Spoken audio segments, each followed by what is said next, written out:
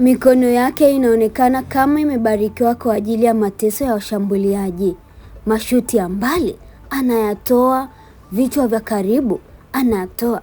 Penati, hapo ndipo anaanza kuingia kichwani mwa wapiga penati. Diarra, kuna mechi Yanga wanashinda, lakini ukweli ni kwamba Diarra anakuwa amezuia maafa nyuma. Akiwa kwenye ubora wake, goli la Yanga linaonekana dogo kuliko kawaida, sababu kila kona yeye yupo na confidence yake.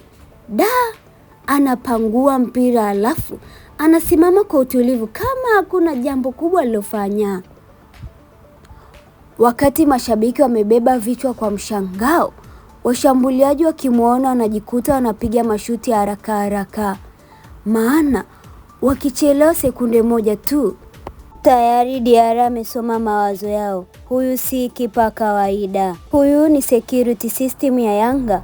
Ukuta wenye kelele za mashabiki nyuma yake na mikono yake yenye maamuzi ya mwisho.